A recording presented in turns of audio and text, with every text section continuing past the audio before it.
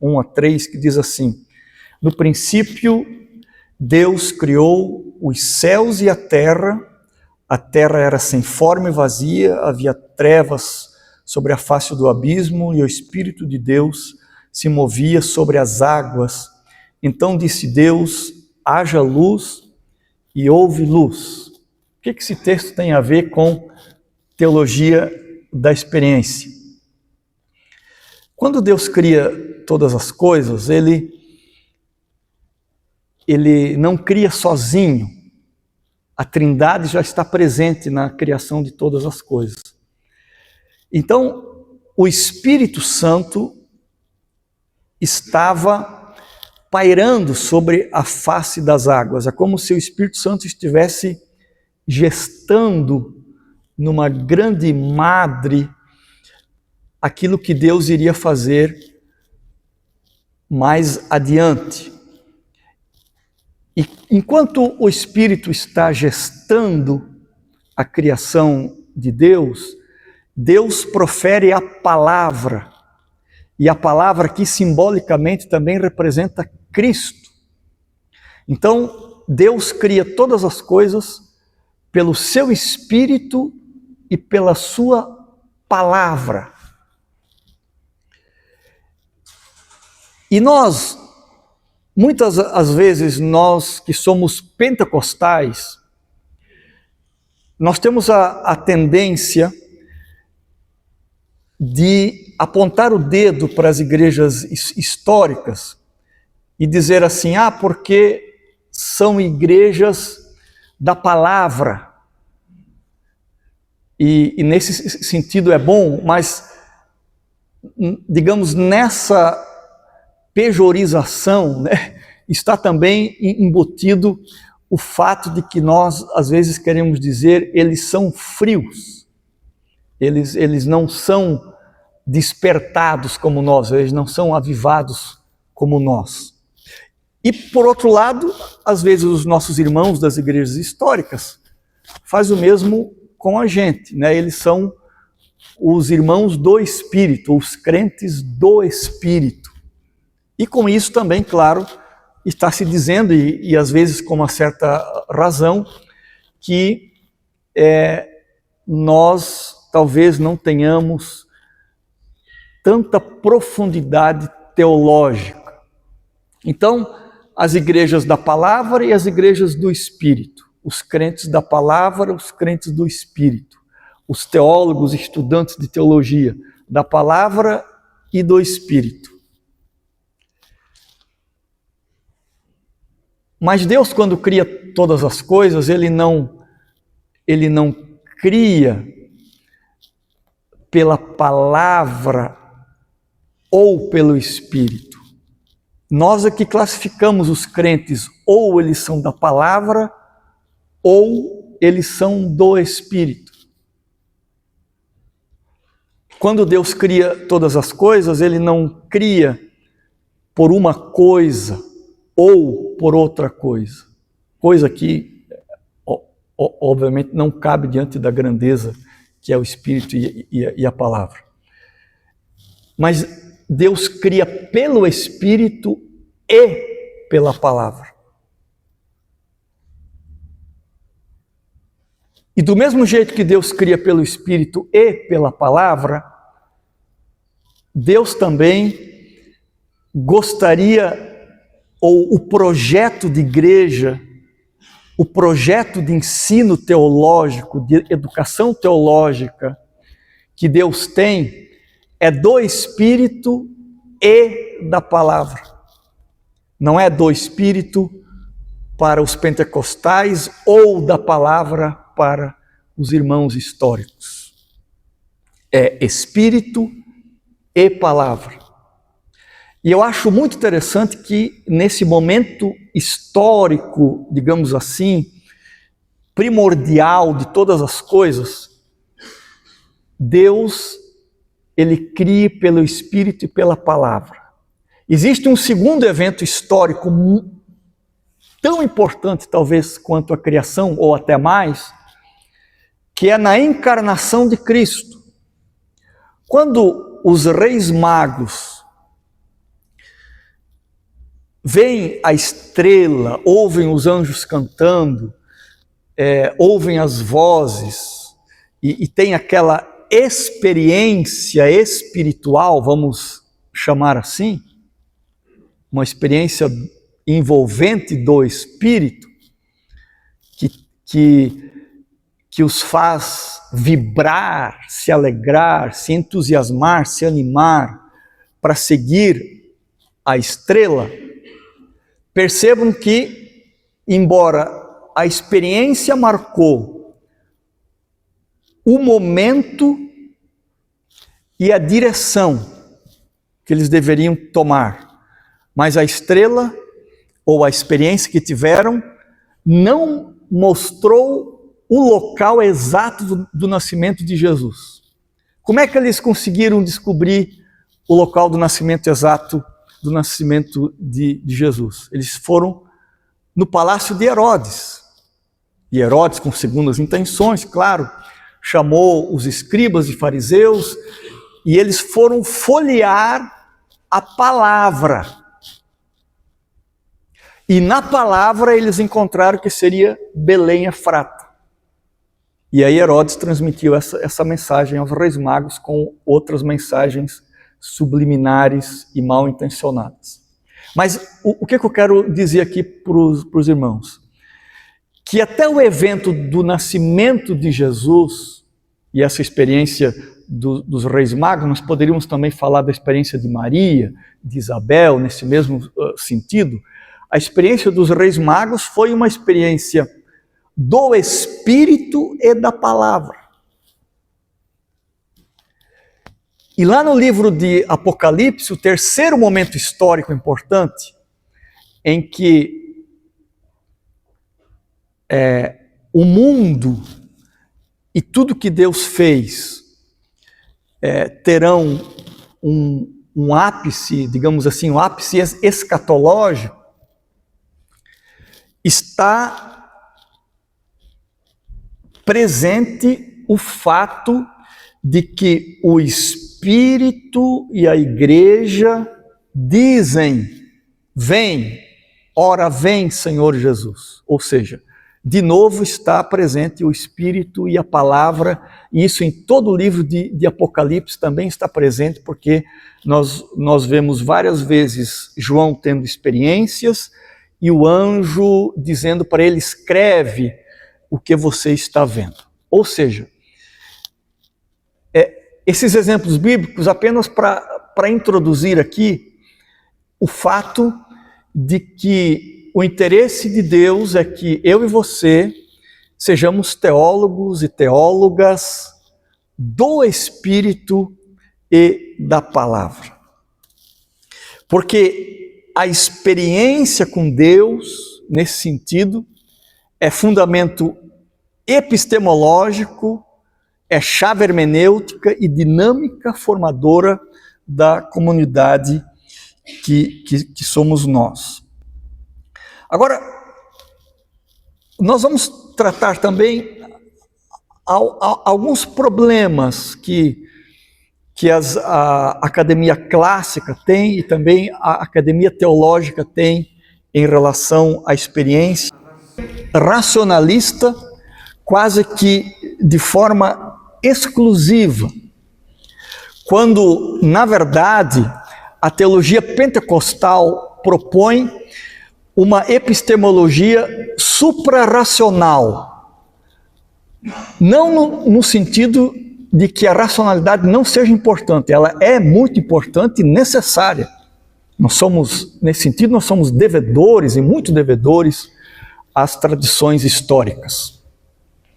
Agora, digo suprarracional porque ela tem a ver com a racionalidade, tem a ver com os afetos, tem a ver com a vida, tem a ver com os sentidos, tem a ver com o espírito. Por isso que ela é suprarracional. E a teologia acadêmica clássica também ela tem uma certa suspeita em relação à experiência religiosa que os pentecostais têm. Em alguns casos isolados, talvez essa suspeita de fato seja é muito justificável diante de exageros, fanatismos, mercantilismos e outras coisas que a gente vê por aí. E o outro problema é a redução do pentecostalismo apenas ao emocionalismo, que também a gente precisa pensar um pouco nisso. Então, estabelece-se um conflito aparente, apenas aparente, entre experiência e racionalidade. Quando, na verdade, como eu dizia há pouco, Deus cria todas as coisas pelo Espírito e pela Palavra. As experiências dos anjos, de Isabel, de Maria são do Espírito e da Palavra. E o Apocalipse também mostra isso, e para não citar os textos de Paulo, onde isso também está presente.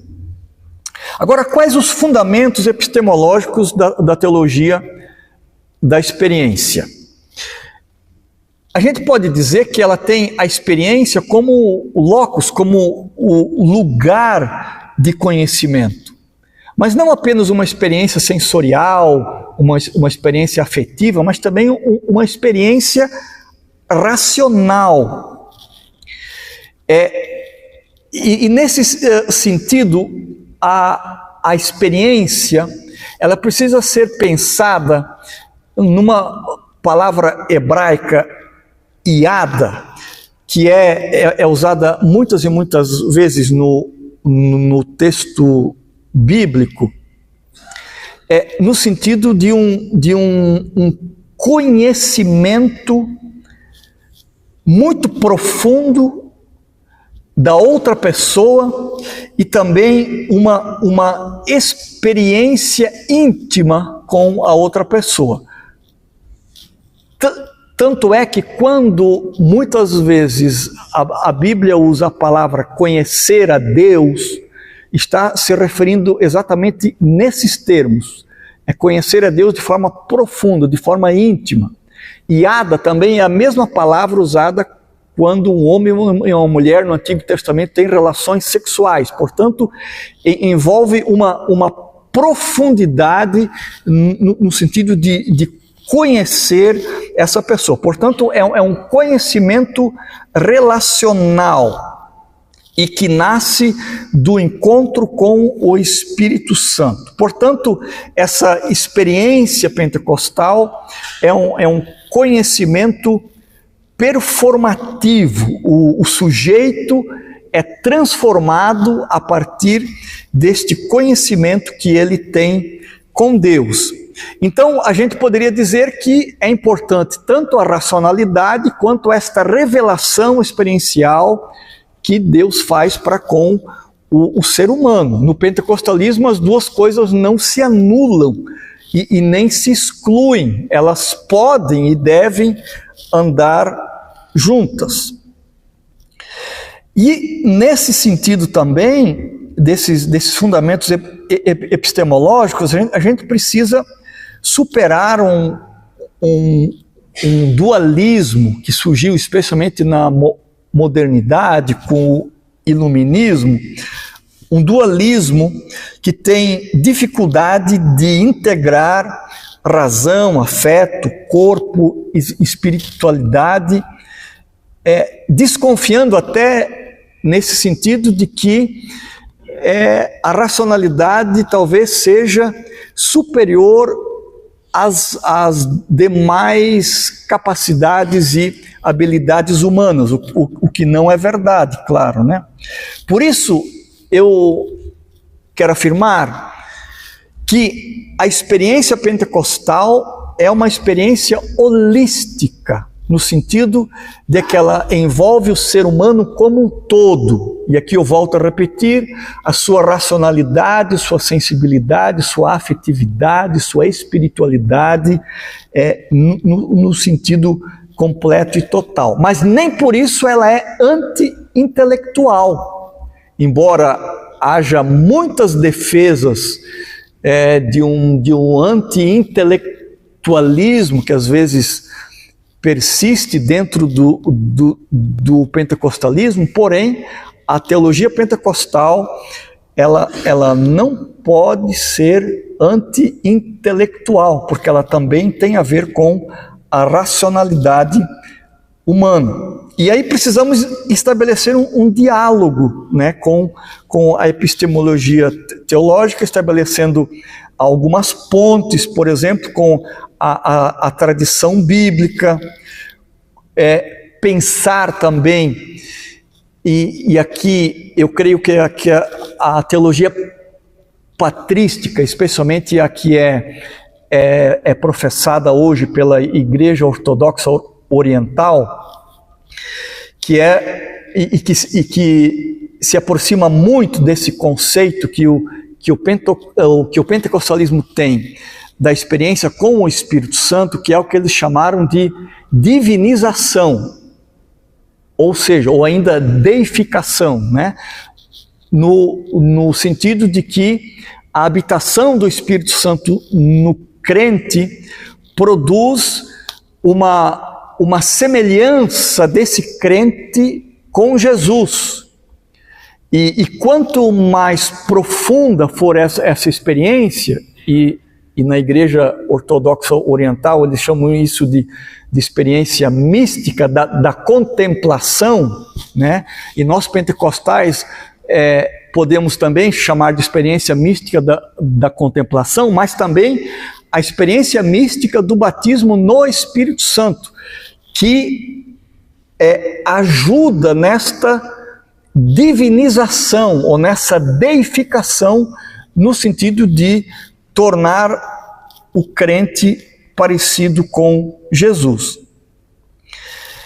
E um diálogo também com uma pneumatologia que faça uma mediação do conhecimento racional com o conhecimento afetivo e com o conhecimento espiritual.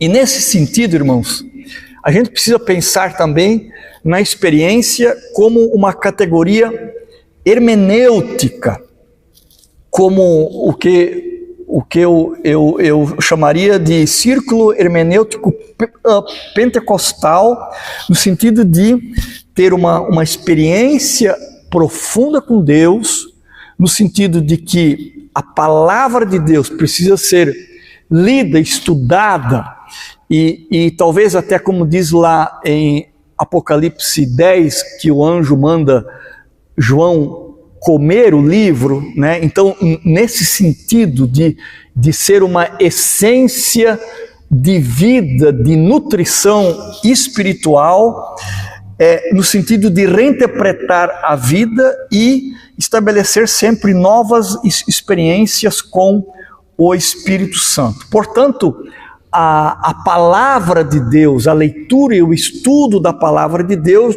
nessa hermenêutica pentecostal, ela é mediada pela atuação do Espírito Santo.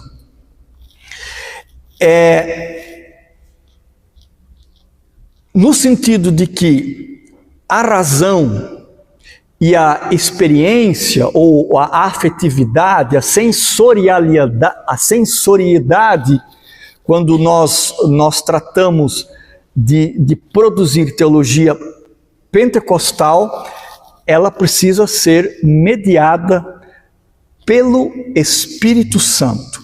Ela deve ser experiencial, levando em conta as vivências singulares ou pessoais e particulares com o Espírito Santo, e racional, respeitando os gêneros literários e princípios exegéticos que a palavra de Deus tem, e também pneumático no sentido de reconhecer o Espírito como este grande iluminador das Escrituras e o nosso ajudante e o nosso intérprete quando nós vamos para a palavra de Deus. E aí precisamos ouvir o Espírito na palavra, porque a leitura bíblica na prática pentecostal, ela não se limita apenas à compreensão do texto em seu contexto original, mas envolve também o ouvir do Espírito, que atualiza essa palavra no sentido do aqui e agora, tanto para a comunidade de fé, que somos nós, como também de maneira particularizada para cada indivíduo. Então, essa hermenêutica pentecostal, que a gente poderia chamar de hermenêutica viva, né, e que eu chamo de método gramático e experiencial, ele se baseia no texto bíblico, ele se baseia na racionalidade da teologia, ou seja, em tudo que já foi produzido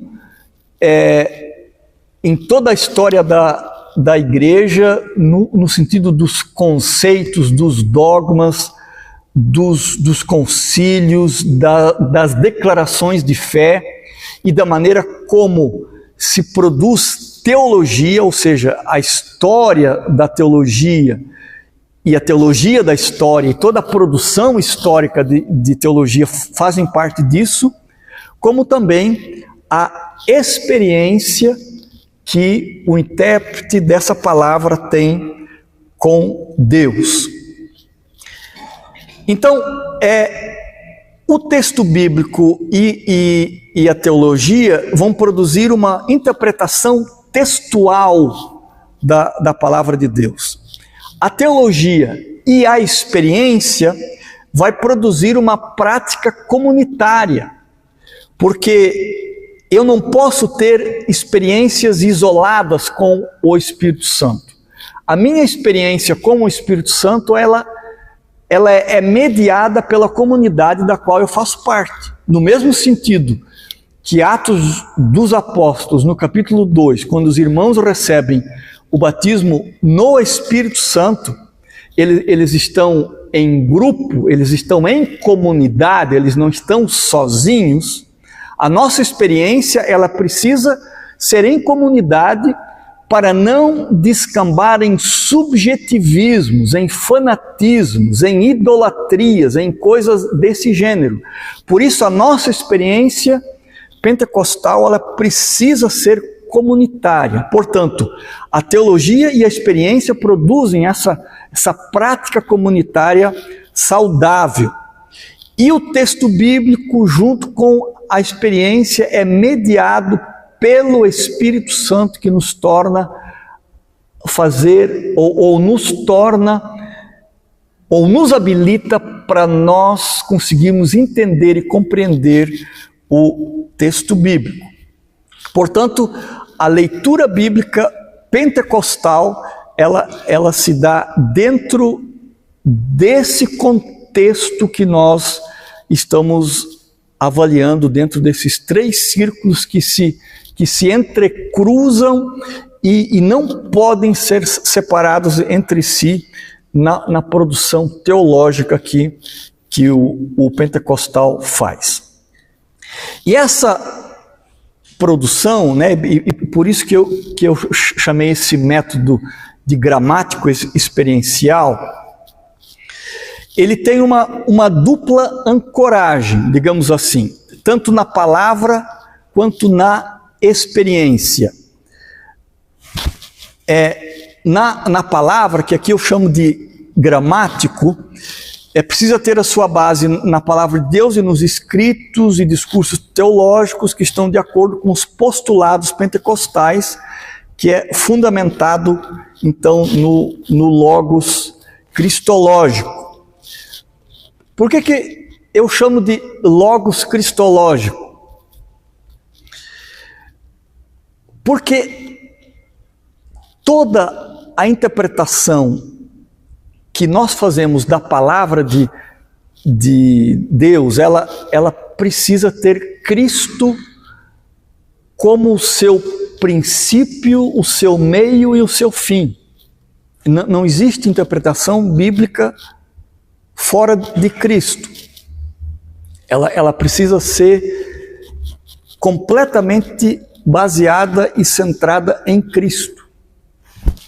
E quando eu falo em Cristo, eu estou me referindo especialmente nos evangelhos e no que os evangelhos dizem sobre Cristo. e no que Atos dos Apóstolos diz sobre Cristo, que Paulo diz sobre Cristo. Porque nós temos no Brasil, e aqui eu quero fazer um alerta para todos nós que somos teólogos. Nós temos no Brasil hoje, e quando eu falo isso eu não estou citando igreja A, B ou C, estou citando as igrejas evangélicas como um todo. Nós criamos no Brasil, em boa medida, uma ideologia evangélica, na qual há milhares de conversões, milhares de adesões, há muito poder político envolvido nessa ideologia evangélica, muito poder religioso. Existe muita aparência de evangelho nessa ideologia evangélica, mas ela nega, em muitos aspectos, a própria essência do evangelho de Cristo. Quando, teologicamente, e nós como estudantes de teologia temos que estar atentos a isso, a nossa fundamentação, ancoragem do fazer teológico está no Cristo dos evangelhos e não no Cristo, ou vou aqui usar um termo um pouco mais simples talvez, não num cristozinho da ideologia evangélica, um Cristo que é um meio Cristo, um Cristo que é parecido com Cristo em alguns aspectos e até parecido com Cristo, mas em outros não. Por isso, ele precisa estar completamente ancorado no Cristo do Evangelho, que é uma ancoragem muito importante. E a outra ancoragem é a experiência que valoriza as dimensões humanas da corporalidade, dos afetos e dessa experiência com Deus. É assim que se produz a nossa teologia. E quando eu uso aqui logos cristológico, o evangelho, como eu dizia há pouco, estou me referindo a Hebreus, especialmente Hebreus 1 e 3, que diz o Filho, que é esplendor da glória de Deus e a expressão exata do seu ser, a imagem da sua pessoa. E eu enfatizo Romanos 1 e 3, especialmente porque essa ideologia evangélica que se instalou no Brasil, ela prefere o Antigo Testamento em relação ao Novo. Com isso eu não estou dizendo que o Antigo Testamento não seja importante, ele é, porque eu mesmo já escrevi 2 livros, 2 lições bíblicas de temas e de livros bíblicos do Antigo Testamento. Não estou dizendo que não seja importante, óbvio que é, mas eu estou dizendo que a nossa teologia, ela precisa estar ancorada no Jesus do Evangelho e menos no Antigo Testamento. Eu digo menos por quê? Porque a ideologia evangélica, ela está mais fundamentada no Antigo Testamento do que no Novo. Então, esse olhar a gente precisa ter para não se perder no nosso fazer teológico e ser cooptado por qualquer ideologia evangélica, especialmente nas mídias, né? A gente vê isso muito nas mídias por aí, é muita coisa que tem a ver com ideologia evangélica, mas que não tem a ver com o Evangelho de Cristo. Agora, o que é o Evangelho de Cristo? Apenas para tornar isso aqui um pouco mais claro para a gente. O Evangelho de Cristo é uma pessoa. Jesus é o Evangelho e o Evangelho é Jesus.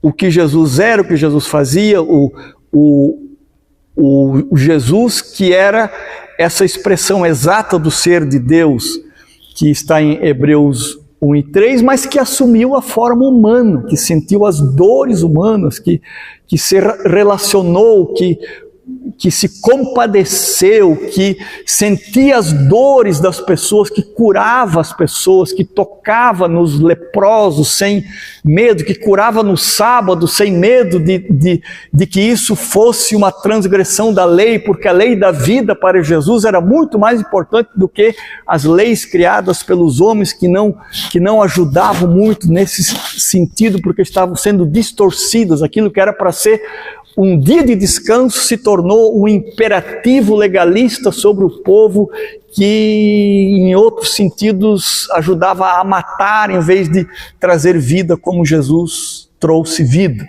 Esse Jesus do Evangelho, que está acima de qualquer legalismo, acima de qualquer coisa que não promova a vida, porque Jesus era aquele que veio para promover a vida. O Evangelho também é um conjunto de escritos que nós poderíamos chamar de evangelhos, e Atos também, Paulo, né? Paulo também foi um expositor do Evangelho. E o Evangelho também é um estilo de vida, né? Pautado na ética dos evangelhos e no próprio exemplo de Cristo que eu falava há pouco para vocês aqui. E nesse sentido, irmãos, nós temos que pensar também na liberdade que o Espírito Santo tem para agir. O método, né, de interpretação bíblica é experiencial, porque somente assim pode-se dar liberdade ao Espírito Santo para agir onde, quando e como quiser. E esta é a principal diferença deste método para com os demais métodos, né? E eu me refiro ao método histórico, ao método histórico gramatical, histórico crítico, enfim, os outros métodos que podem ser usados e são bons também. Não estou dizendo que são ruins, mas eu apenas estou aqui tentando apresentar um método mais adequado para o pentecostalismo. E por isso também que eu iniciei a minha palestra dizendo como uma experiência, porque não estou dizendo que isso aqui seja uma exclusividade ou um ponto final para nós interpretarmos a palavra de Deus. Algumas experiências de como funciona ou como funcionaria esse método gramático experiencial, especialmente no sentido da palavra e do Espírito. Então vejam, no Monte da Transfiguração, o Espírito criativo, nessa dinâmica da experiência, produziu reação de euforia nos discípulos, até o ponto que Pedro está querendo fazer 3 tendas, né? Uma para Jesus, uma para Elias e outra para Moisés. Esqueceu até deles, né? Tão eufórico que ele estava. Mas aqui entra o logos cristológico, ou seja, aqui entra a palavra, a racionalidade, o pedido de Jesus para que eles se contivessem. Não no sentido de reprimir a emoção deles, mas sobre canalizar essa emoção para o povo que estava esperando Jesus lá no pé do monte. É como se Jesus dissesse: calma aí, a experiência é necessária, é importante, é bom vocês ficarem alegres e eufóricos, mas isso é apenas para que vocês sirvam as pessoas que estão nos esperando lá embaixo no pé do monte.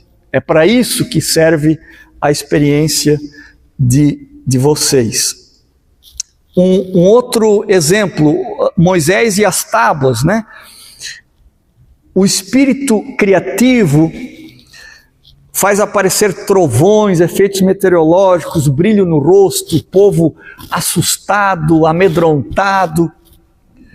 Mas o logos cristológico, vejam, essa mesma categoria ou esse mesmo método interpretativo presente também nesse evento aqui de Moisés, onde o logos cristológico produz as tábuas da lei e coloca o véu sobre o rosto, como que dizendo: há fenômenos estupendos, há coisas incompreensíveis, sim, mas vamos colocar aqui umas balizas nisso. Quando Paulo foi arrebatado, o espírito criativo permite o arrebatamento e as revelações para Paulo, mas o logos cristológico é o espinho na carne como um limite estabelecido para o próprio apóstolo Paulo. Então, quais são esses fundamentos teológicos, né, dessa maneira de interpretar que nós pentecostais podemos usar? Primeiro é um fundamento pneumatológico. O Espírito Santo é agente da inspiração e da iluminação das Escrituras. Ele esteve presente no ato redacional e ele está presente no ato da leitura, no ato da interpretação. Uma cristologia encarnacional, no sentido de que o Verbo se fez carne e habita entre nós pela palavra interpretada. Uma eclesiologia vivencial, no sentido que a interpretação ocorre na comunidade de fé, em amor e em partilha. Ela não é algo exclusivista, não é algo apenas intimista, precisa ser algo que serve também aos meus irmãos. E também numa missiologia profética, no sentido de que a palavra interpretada nos envia ao mundo com paixão e com poder. E os irmãos sabem que essa teologia pentecostal também, em boa maneira, ela é uma teologia narrativa, porque tanto os evangelhos quanto os atos dos apóstolos, eles são carregados de narrativas, né, de digamos assim, de histórias orais que nos servem de atualização desta palavra, porque nós nos vemos no texto. O texto foi escrito há 2000 anos atrás, mas porque é um texto narrativo, nós conseguimos nos inserir dentro desse texto e tirar lições também para nós através do testemunho, da memória comunitária que é construída. E quando nós falamos aqui na dimensão comunitária dessa experiência, eu quero aqui enfatizar de novo de que ela não é uma experiência individualista, mas ela é discernida na comunidade, ela é confirmada no nosso culto, ela é transmitida pela tradição, especialmente nas Assembleias de Deus. Nós temos uma tradição oral, né, de comunicação dessa palavra, que é às vezes muito mais forte do que a própria tradição escrita. E o culto também pode ser entendido como esse espaço epistemológico, né, um laboratório teológico onde essa palavra interpretada é aplicada e onde também se valida a experiência com o Espírito Santo e onde ela também produz sentido para as nossas vidas, porque de nada adianta nós produzirmos uma teologia que apenas é racional, que é muito bem elaborada, que é bonita, que é ortodoxa, mas se ela não faz sentido para a nossa vida no dia a dia. Quais as implicações para a teologia acadêmica dessa maneira de fazer teologia que nós pentecostais podemos fazer? Primeiro, essa nossa maneira de fazer teologia, ela é uma crítica ao modelo exclusivamente racional.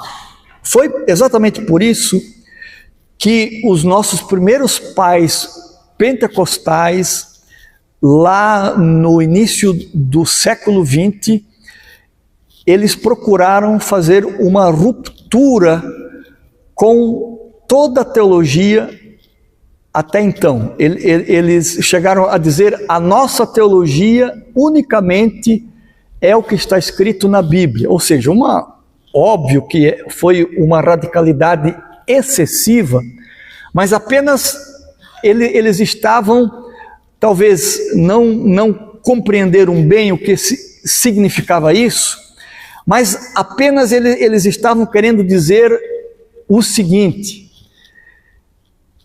a racionalidade teológica exclusivamente não dá conta de explicar esse Deus tão extraordinário que nós servimos. E nós queremos experimentá-lo apenas pela experiência. Portanto, vamos erradicar a teologia racional.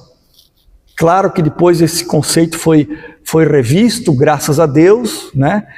E começou-se então a se promover um equilíbrio, né, entre a experiência e a racionalidade teológica, que também é necessária.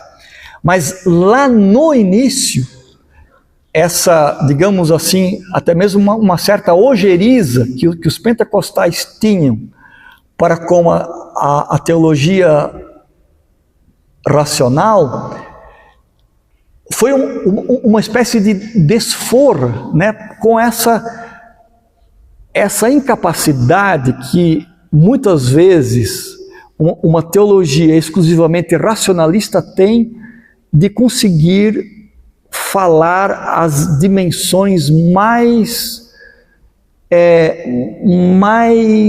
vivenciais, as dimensões mais profundas do ser humano, aqueles lugares no ser humano em que a racionalidade não atinge, não alcança. Por isso eu gosto muito de dizer que o batismo no Espírito Santo para o pentecostal, ele é uma experiência que vai muito além da razão, porque a razão, ela sabe que Deus me ama, mas quando acontece o batismo no Espírito Santo, essa concepção que até então era mental, apenas racional, ela passa também a fazer parte do mais profundo da alma humana, aonde a razão não consegue chegar. A experiência do batismo no Espírito Santo para o pentecostal é essa imersão mais profunda do ser no amor de Deus, que lhe ama tanto, mas tanto, que deu o seu próprio Filho. Lhe ama tanto que não pede nada em troca.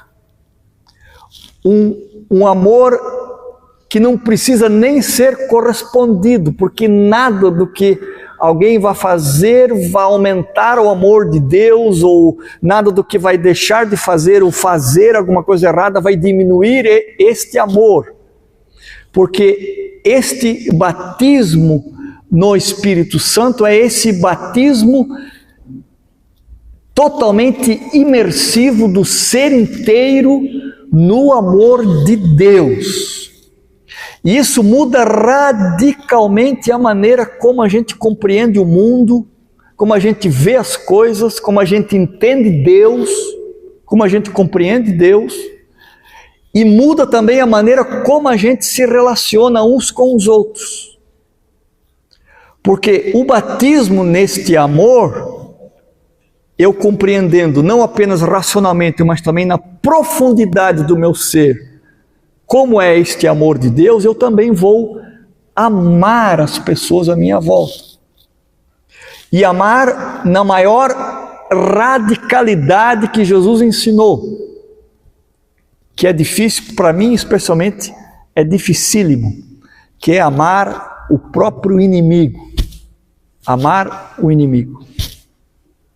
Então, esta é a maneira como o crente pentecostal efetiva a sua experiência com Deus, e a partir disso ele vai interpretar o texto bíblico.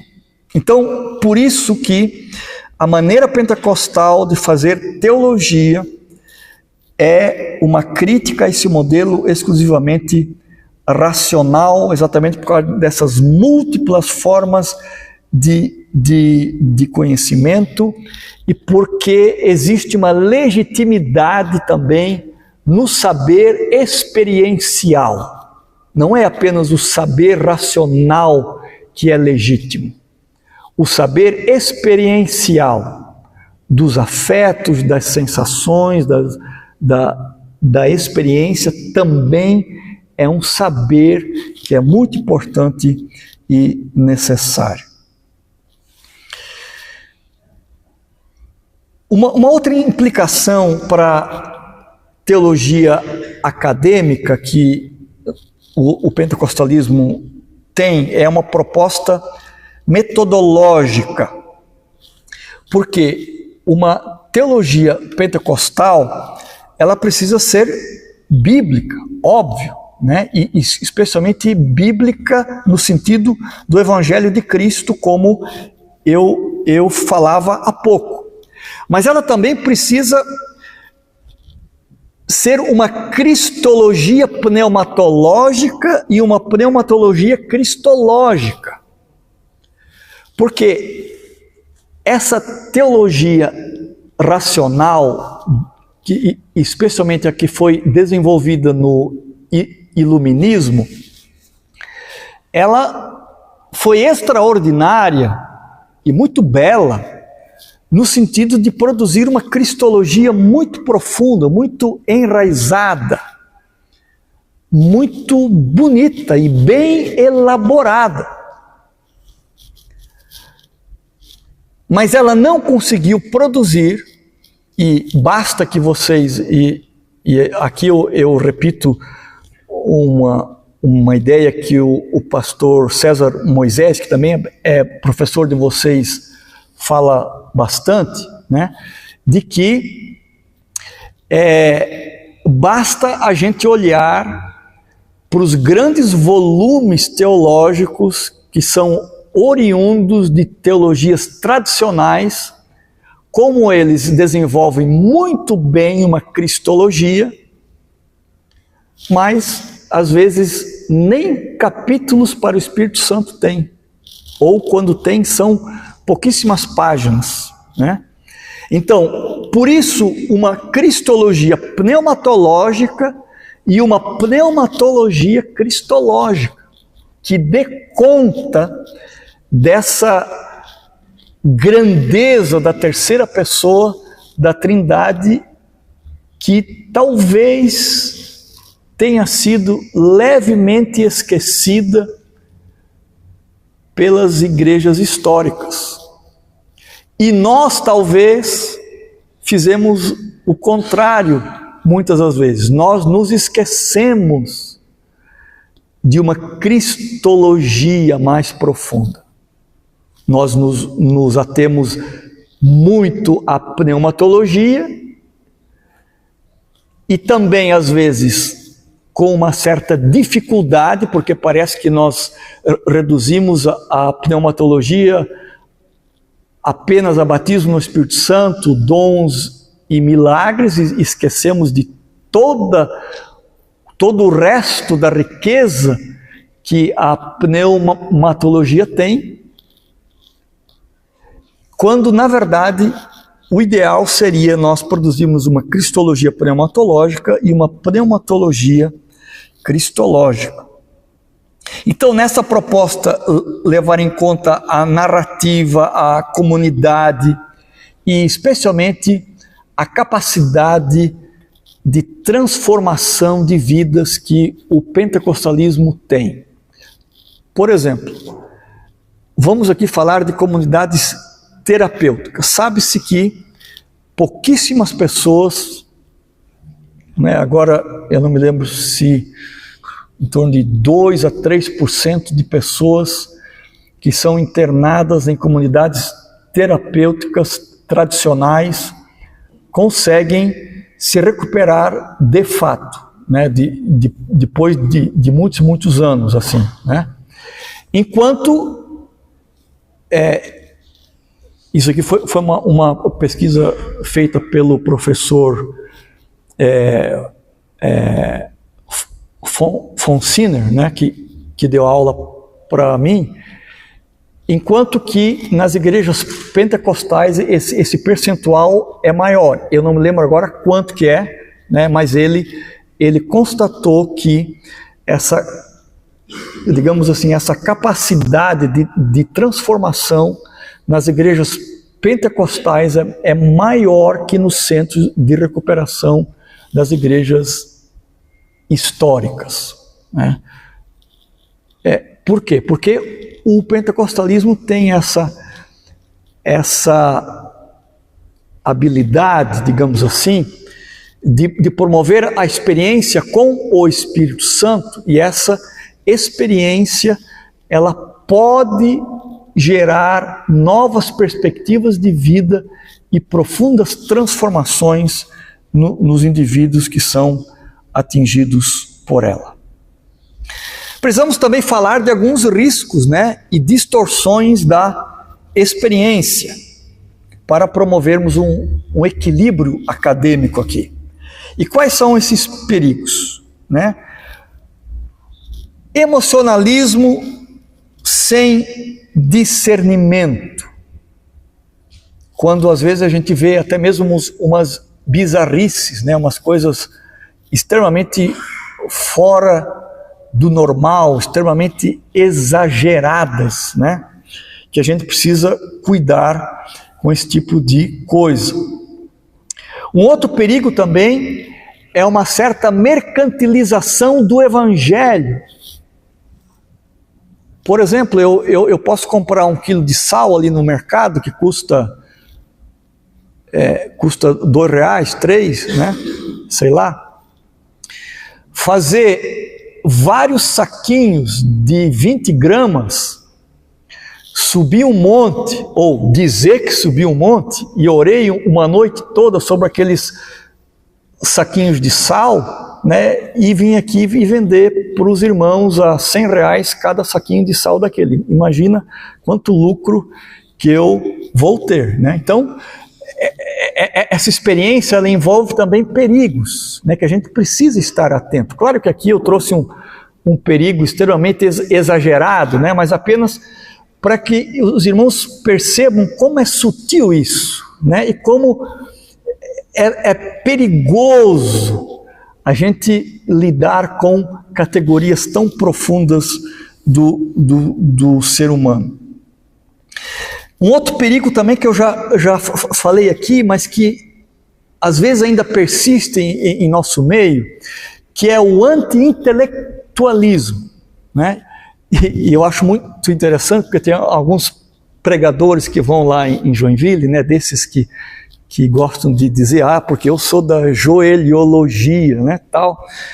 E quando eles me conhecem, vê que eu estou sentado no banco da igreja, eles sabem, né, o meu perfil formativo, eles precisam dar uma alfinetadinha, né? Eles sempre gostam de dar uma alfinetadinha em quem estudou, né?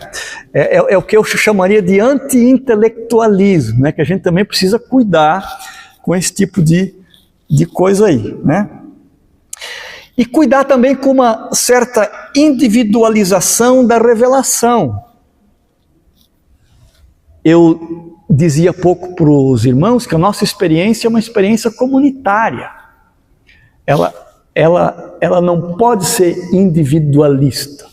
Se eu tive uma experiência particular com Deus, ela só é válida, não que a minha experiência vá servir para outros, né? Porque nesse sentido a experiência com o Espírito Santo é muito particular e pessoal, ela não vai servir para outros, mas ela precisa ser abalizada pela comunidade, para exatamente evitar fanatismos e bizarrices, né?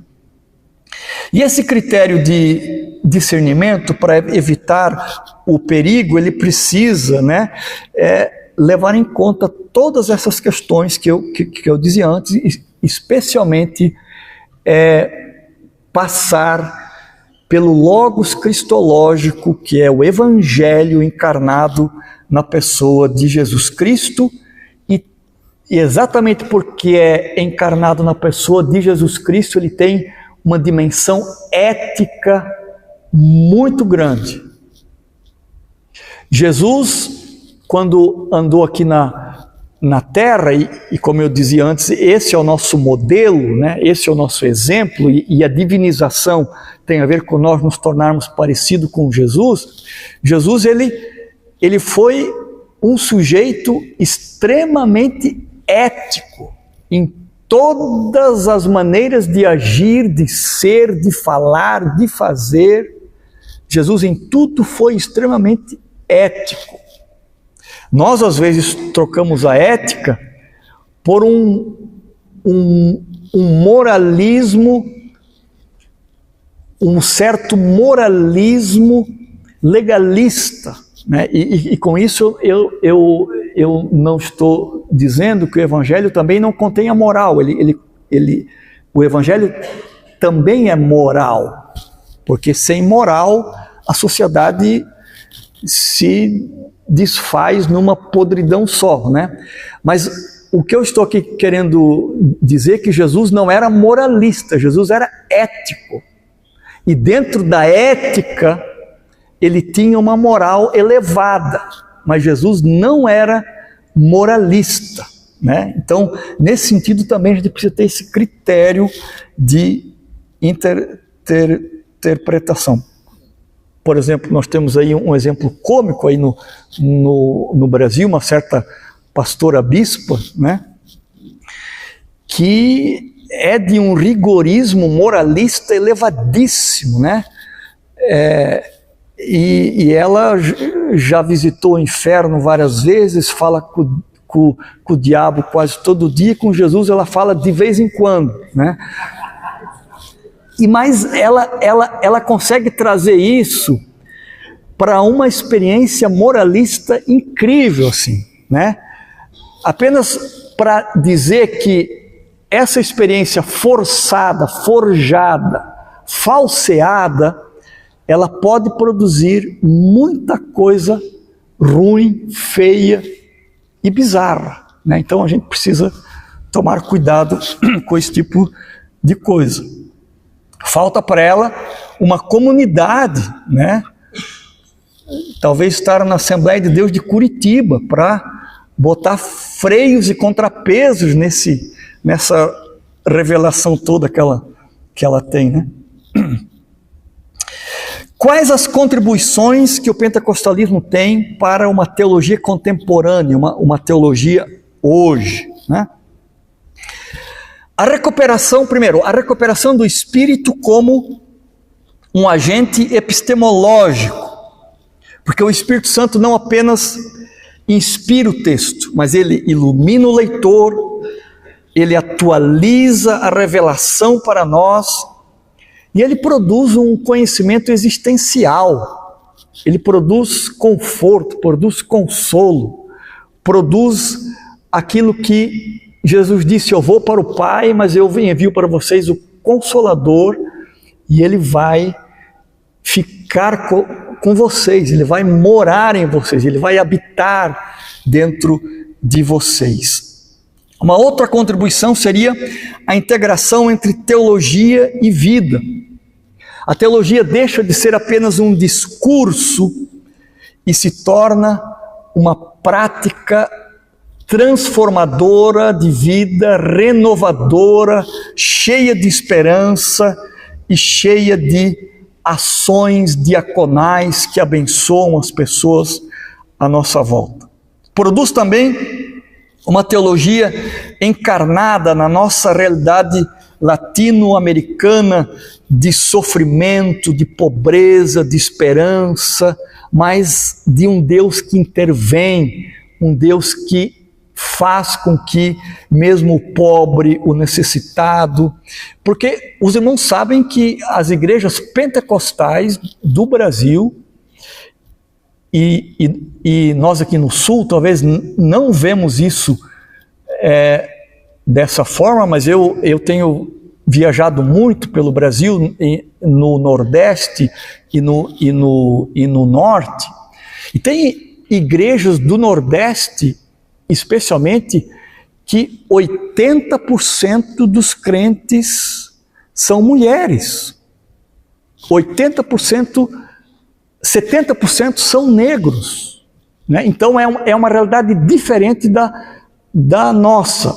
Por que eu estou dizendo isso? Porque a maioria dos pentecostais do Brasil é composto de pobres, de mulheres e de negros.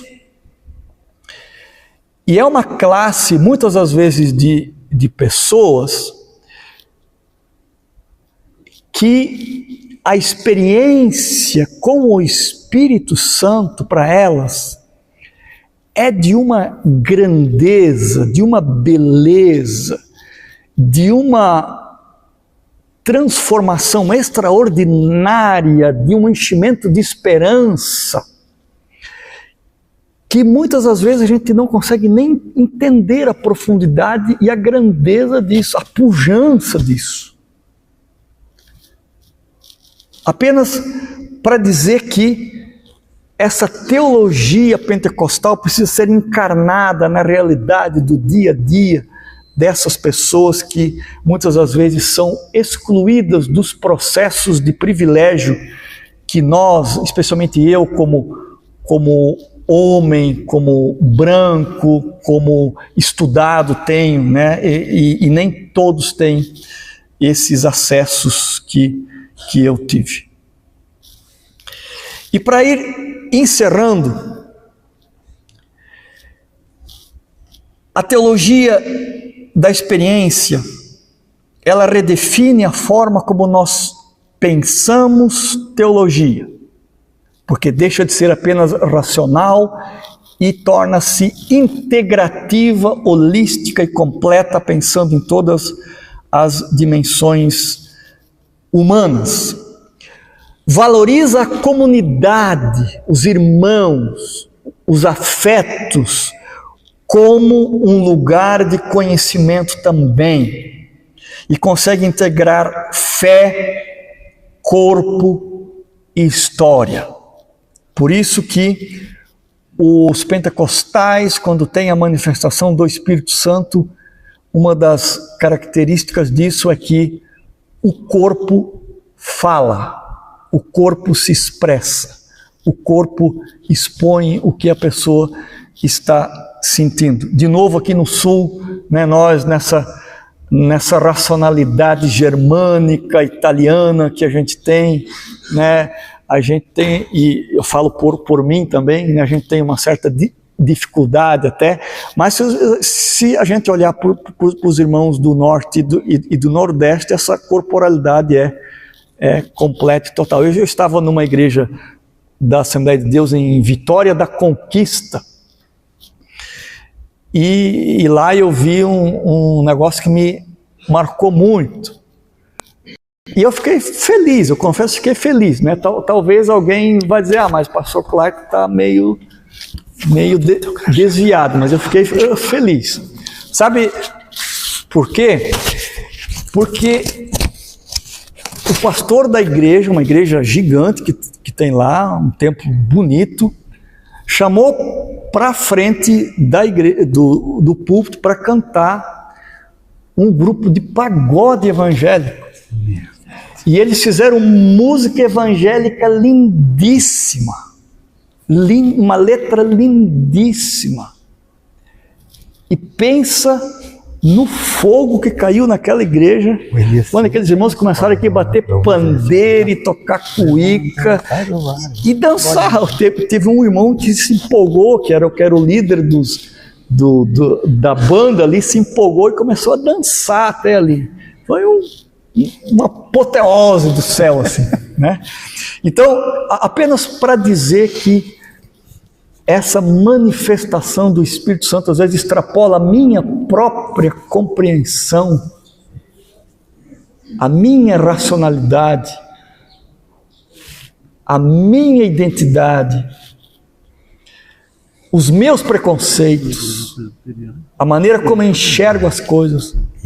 Por isso que Jesus disse: o Espírito é como um vento, você ouve a sua voz, mas tu não sabe de onde vem, nem para onde vai, porque o Espírito é livre, é soberano, ele age, vai continuar agindo na igreja, na história, quer nós aceitemos ou não, quer nós queiramos ou não.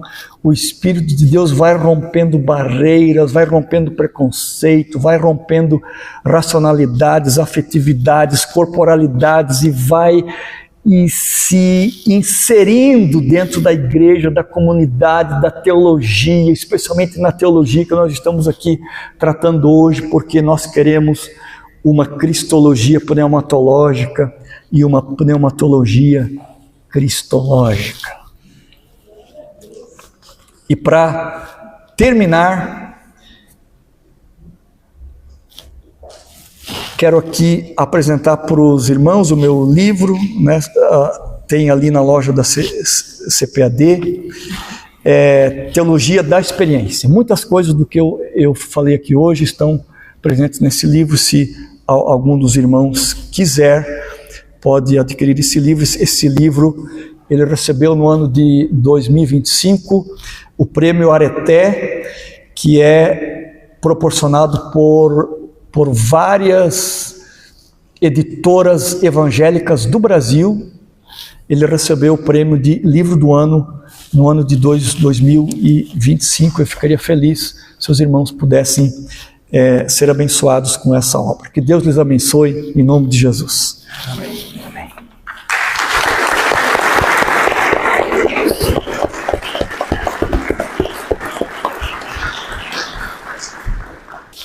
Obrigado. Obrigado, professor Clayton. Mais uma vez agradecemos, né, por ter aceitado o nosso convite e por nos transmitir essa aula muito bem proferida, né? Agradeço mais uma vez a presença de todos, alunos e alunas, toda a nossa equipe da faculdade, nossos professores e professoras, a diretoria da Associação Educacional, a diretoria da igreja, representada aqui pelo pastor Fábio, aos nossos coordenadores, que a partir de hoje fazem parte da equipe, né? Para quem está aí no último período, você pode se formar esse ano, vai para a pós-graduação. O professor Clayton é um dos professores da nossa pós-graduação já há alguns anos, né, professor? Faz quanto tempo já? Acho que uns 4 anos. Já uns 4 anos, né? Eu lembro que eu vim de máscara para cá. Foi no tempo do Covid, verdade. Tempo da Covid, a gente gravava naqueles frios à noite, né? Exatamente. Muito bem. Então, são convidados, né? Eu tenho mais 3 avisos. Refere-se ao professor César. Ele está ausente, né? Vocês já notaram isso. Ele está nos Estados Unidos. E, pelo recado que me deram aqui, eu compartilhei com o coordenador. O outro acho que não viu, né? Mas vai ficar ausente mais alguns dias, pastor Samuel, porque, por causa da nevasca, todos os voos de lá para cá foram cancelados. Hora, então a gente não sabe quando é que ele volta, de princípio, né? Talvez amanhã a gente tenha novidades para vocês. Aula amanhã às 19 horas. Pois é. Todos estão convocados. E aqui, saindo aqui à direita, antes de você ir embora, tem a cantina da FCC, né, com bolo de chocolate e salgados. Se coloque de pé, por gentileza. Mais uma vez agradeço a todos a presença e sejam bem-vindos para esse ano letivo. Que Deus nos dê muito bom ânimo, muita força, saúde, para que a gente possa continuar essa caminhada aprendendo, né, e crescendo, e depois compartilhando aí com esse mundo que carece tanto, principalmente do amor do nosso Senhor Jesus Cristo. Santo Deus, nós te agradecemos, Pai, por essa aula inaugural, te agradecemos por aquilo que aprendemos hoje, ó Deus, tão bem colocado, Pai, pelo teu filho, professor Clayton. Obrigado, Pai, pela vida dele. Te pedimos a tua bênção, ó Pai, que o Senhor continue abençoando o ministério de ensino dele, o ministério pastoral, também na direção do colégio, da faculdade, por onde quer que teu filho ande, Pai, ensinando, que o Senhor esteja sempre à frente, abrindo as portas e iluminando, Pai, o coração e a mente dele. Agradecemos, Pai, a presença dos pastores aqui presentes, da mantenedora, ó Pai, da instituidora, de todos os nossos professores e professoras, e dos alunos, Pai, e alunas que são a razão de ser dessa instituição. Te pedimos um ano debaixo das tuas bênçãos, que o Senhor nos fortaleça a cada instante e nos dê ânimo para aprendermos a tua palavra. Mas não só aprendermos, Pai, mas praticarmos, internalizá-la, e que nós sejamos transformados no poder do teu Santo Espírito e sejamos agentes de transformação nesta sociedade. Nós oramos agradecidos no nome do Senhor Jesus. Amém. Deus abençoe a todos e até amanhã, se Deus permitir.